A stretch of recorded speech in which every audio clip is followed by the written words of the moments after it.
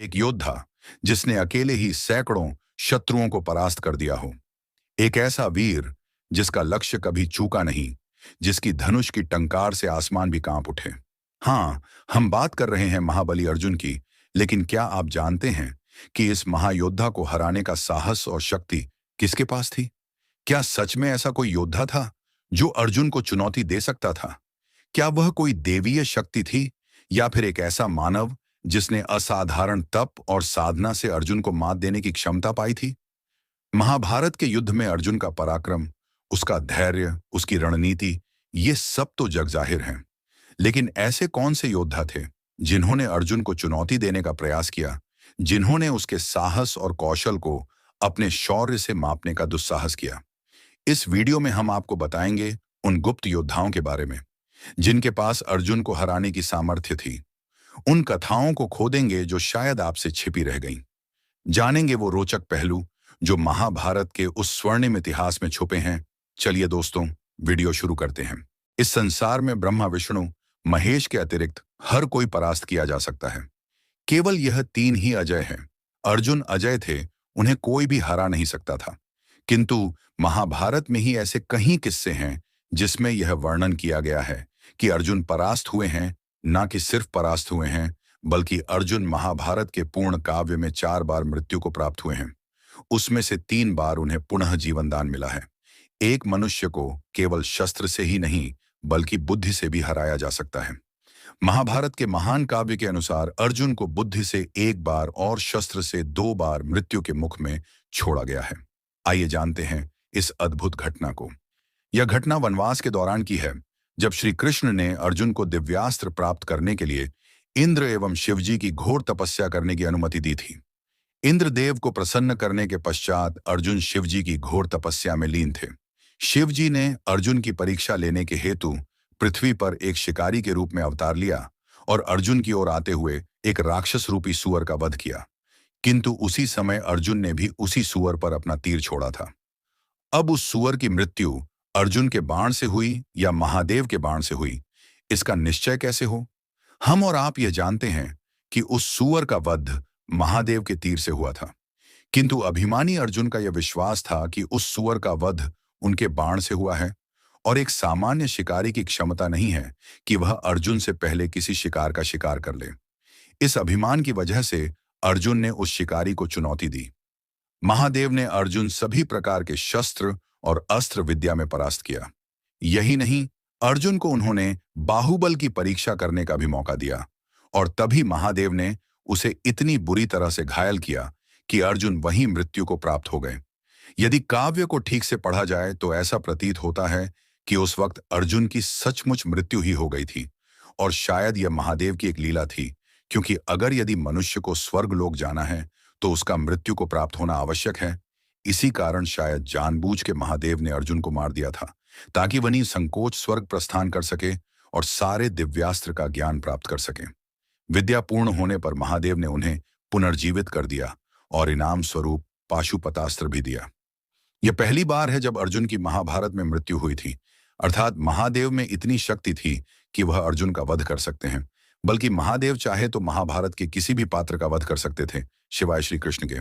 दूसरी यह घटना भी वनवास के दौरान की है, जब पांडव एवं द्रौपदी वनवास के दिन काट रहे थे। अज्ञातवास शुरू होने से पहले जब यमराज ने युधिष्ठिर की परीक्षा लेने के लिए एक तालाब को विषैला घोषित कर सभी पांडवों को अपने प्रश्नों का उत्तर दिए बिना पानी पीने की अनुमति नहीं दी थी, तभी केवल युधिष्ठिर ही ऐसे थे जिन्होंने यमराज के प्रश्नों के सही उत्तर दिए और उन्हें मृत्यु प्राप्त नहीं हुई। बाकी सभी पांडवों को यमराज जी ने मृत्यु के मुख्य में छोड़ दिया था। बाकी चारों पांडवों की मृत्यु इसलिए हुई थी क्योंकि उन्हें अपनी शक्तियों पर घमंड था और अपनी बुद्धि पर यकीन नहीं था। उन्होंने एक यक्ष को असमर्थ मानकर उसके जल को पीने का दुस्साहस किया था, और वे सभी मृत्यु को प्राप्त हुए थे। यह दूसरा अध्याय है जब अर्जुन की मृत्यु हुई थी। माना कि अर्जुन ने कोई शस्त्र का प्रयोग नहीं किया था, न ही कोई युद्ध हुआ था जिसमें उनकी मृत्यु हुई थी। किंतु जैसा कि मैंने कहा कि मृत्यु केवल शस्त्र से नहीं, बुद्धि से भी हो सकती है, और यहां पर यमजी ने अपनी बुद्धि का प्रयोग कर अर्जुन के बाहुबल को ललकारा, और अर्जुन ने अपनी बुद्धि का उपयोग किए बिना जल को पी लिया और मृत्यु को प्राप्त हुए। अर्थात यमजी में अर्जुन को हराने की क्षमता थी। तीसरा, यह किस्सा महाभारत के युद्ध के पश्चात हुआ था। महाभारत का युद्ध समाप्त होने के बाद युधिष्ठिर ने अश्वमेध यज्ञ का अनुष्ठान लिया था, जिसके अनुसार अर्जुन उत्तर पूर्व दिशा में विजय पताका लेकर निकले थे। वहां उनका सामना एक युवराज से हुआ, जिसने अर्जुन को ललकारा था। युवराज एक बालक था, इस कारण अर्जुन का घमंड उससे यह कहता था वह उस बालक को बहुत ही आसानी से हरा देगा। जब युद्ध आरंभ हुआ तो उस युवराज ने एक ऐसा अचूक निशाना लगाया कि उस तीर ने सीधा अर्जुन की गर्दन को धड़ से अलग कर दिया। अर्जुन की मृत्यु वहीं हो गई थी। वह युवराज चित्रांगदा का पुत्र बब्रुवाहन था। चित्रांगदा अर्जुन की पत्नी थी, अर्थात बब्रुवाहन अर्जुन का पुत्र था। अर्जुन के अपने पुत्र ने अनजाने में अपने पिता का वध कर दिया था। उस वक्त अर्जुन की दूसरी पत्नी उल्लूपी ने नागमणि के प्रयोग से अर्जुन को पुनः जीवन दान दिया था। अर्थात अर्जुन को हराने की क्षमता एक साधारण बालक में भी थी। चौथा, बर्बरीक। भीम का पौत्र और घटोत्कच का पुत्र बर्बरीक महान तपस्वी था। उन्होंने अपनी तपस्या से ऐसी सिद्धियां प्राप्त की थीं कि वह केवल 2 ही बाणों से अपने सभी शत्रुओं का एक साथ नाश कर सकते थे। इस कारण मेरा मानना है कि बर्बरीक और अर्जुन का सीधा युद्ध हो, अर्जुन की मृत्यु निश्चित थी। 5वें स्थान पर मैं 2 योद्धाओं के नाम एक साथ लूंगा, क्योंकि वे दोनों समान स्वरूप से शक्तिशाली थे और उनकी सोच बिल्कुल एक समान थी। मैं पितामह भीष्म और आचार्य द्रोण की बात कर रहा हूं। संपूर्ण महाभारत के दौरान अर्जुन इन दोनों योद्धाओं को कभी अकेले पूरी तरह से हरा नहीं पाया। ये तीनों योद्धा आपस में शक्ति में एक समान थे, किंतु सबसे बड़ा फर्क यह है कि आचार्य द्रोण और पितामह भीष्म अर्जुन से बेहद प्रेम करते थे, अतः वह कभी भी अर्जुन की ओर ऐसे तीर नहीं छोड़ेंगे जो उसके प्राण लेंगे। अर्जुन और इन दोनों योद्धाओं का सामना देखा जाए तो केवल विराट युद्ध और महाभारत के युद्ध में ही हुआ है। इन दोनों समय दोनों आचार्य और पितामह अर्जुन की ओर से बहुत ही भावुक थे। इसलिए हमारा यह मानना है कि वह अपनी पूरी क्षमता से अर्जुन से युद्ध नहीं कर रहे थे, बल्कि दुर्योधन ने बार बार इन दोनों पर यह आरोप भी लगाया है। अब एक क्षण के लिए इस स्थिति के बारे में विचार कीजिए। आचार्य द्रोण और पितामह दोनों ही हस्तिनापुर से बंधे हुए थे। दोनों को हस्तिनापुर की सुरक्षा का अत्यंत विचार था। वह हस्तिनापुर की रक्षा के लिए अपने प्राण भी न्यौछावर कर सकते थे। महाभारत के युद्ध के दौरान दोनों यह जानते थे कि दुर्योधन की हार में ही हस्तिनापुर की जीत है, इसीलिए उन्होंने अपना पूरा बल युद्ध में नहीं लगाया और अर्जुन को जीतने दिया।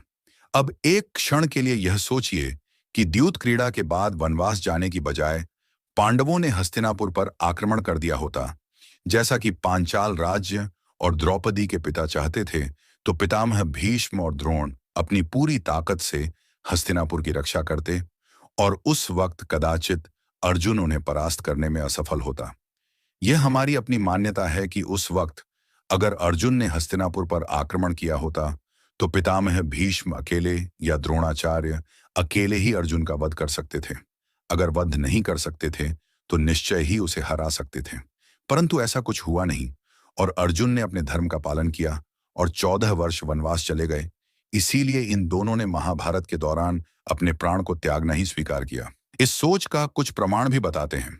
विराट युद्ध के दौरान जब युद्ध अंत करने के लिए अर्जुन ने दिव्यास्त्र का प्रयोग किया था, जिसके कारण सभी योद्धा मूर्छित हो गए थे, तब आचार्य द्रोण और पितामह भीष्म मूर्छित नहीं हुए थे। उन्होंने केवल युद्ध आगे न बनाने का निश्चय किया था, क्योंकि उनका युवराज घायल था। महाभारत के युद्ध के दौरान पहले 10 दिन अर्जुन रोज पितामह से युद्ध करता था, किंतु वह युद्ध बिना किसी निष्कर्ष के समाप्त हो जाता। फिर अंत में जब उसने शिखंडी का सहारा लिया, तब वह पितामह को हरा पाया। उसी प्रकार युद्ध के अगले 2 दिन तक वह आचार्य द्रोण को कभी पूरी तरह से हरा नहीं पाया। 14 दिन के युद्ध के दौरान अर्जुन ने कई महान सिद्धियां प्राप्त की। उसने अकेले ही 7 अक्षौहिणी सेनाओं का वध कर दिया था, किंतु युद्ध के आरंभ में ही उनका सामना आचार्य द्रोण से हुआ था। उस वक्त काफी देर तक दोनों में द्वंद्व युद्ध हुआ, जिसका कोई निष्कर्ष नहीं निकल रहा था। यह देखकर श्री कृष्ण ने अर्जुन से कहा कि वह आचार्य द्रोण से आगे जाने की आज्ञा मांगे और यह युद्ध बंद करें। अर्जुन ने बिल्कुल ऐसा ही किया और एक शिष्य होने के नाते अपने गुरु से आगे जाने की आज्ञा मांगी। तब आचार्य द्रोण उसे मना ना कर सके और उसे आगे बढ़ने की आज्ञा दे दी। यदि आचार्य द्रोण सचमुच चाहते तो उस दिन जयद्रथ जिंदा बच जाता और अपनी प्रतिज्ञावश अर्जुन को आत्मदाह लेना पड़ता। ऐसा नहीं चाहते थे, इसीलिए उन्होंने अर्जुन को आगे जाने दिया।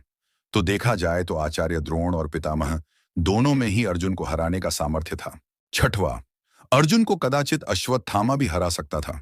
अर्जुन नर का स्वरूप थे, कृष्ण नारायण का स्वरूप थे और अश्वत्थामा रुद्रांश का स्वरूप थे, अतः वे स्वयं शिव जी का स्वरूप थे।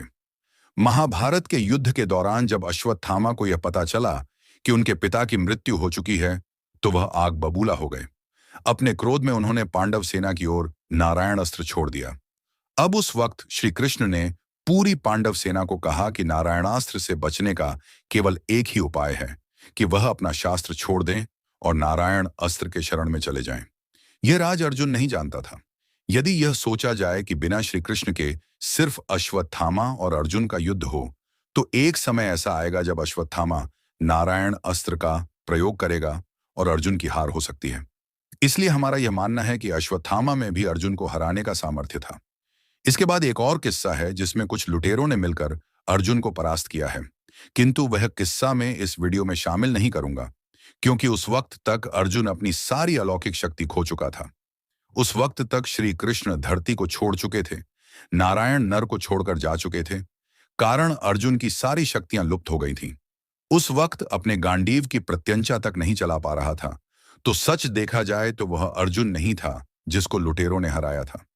इस वीडियो में हम कर्ण को भी शामिल नहीं कर रहे हैं, क्योंकि मेरे हिसाब से कर्ण में क्षमता नहीं थी अर्जुन को हराने की, खासकर वनवास के पश्चात। शायद रंगभूमि के दौरान जब दोनों का पहली बार सामना हुआ था, तब कदाचित कर्ण अर्जुन को हरा सकता था, वह भी अपने कवच और कुंडल के भरोसे। पर एक बार जब अर्जुन ने सारे दिव्यास्त्र का ज्ञान प्राप्त कर लिया, उसके पश्चात कर्ण कभी भी अर्जुन को हरा नहीं सकता था, कवच कुंडल के साथ भी। ये बात विराट युद्ध में सिद्ध हो चुकी थी। दोस्तों, इस वीडियो के माध्यम से हम यह साबित नहीं करना चाहते हैं कि अर्जुन एक नाकामयाब योद्धा था। अर्जुन एक महान योद्धा था और उसके जैसे और कोई योद्धा सचमुच नहीं था। अगर पांडवों की विजय हुई है तो वह केवल अर्जुन की ही वजह से हुई है। भीम का निसंदेह है उस युद्ध में बहुत बड़ा योगदान था, किंतु बिना भीम के भी अर्जुन अकेले उस युद्ध को जीत सकता था। मैं इस वाक्य को पुनः कहूंगा, अर्जुन और कृष्ण की जोड़ी अकेले ही इस युद्ध को जीत सकती थी। नर और नारायण की जोड़ी को हराना असंभव है। नर नारायण की शक्ति का सचमुच पूरा पूरा अनुमान लगाना है तो खंडव वन के युद्ध के बारे में पढ़े। मैं सिर्फ यह कहना चाहता हूं कि ब्रह्मा, विष्णु और महेश के अतिरिक्त हर कोई हराया जा सकता है और उन्हें हराने के लिए स्वयं भगवान को धरती पर आने की जरूरत भी नहीं है।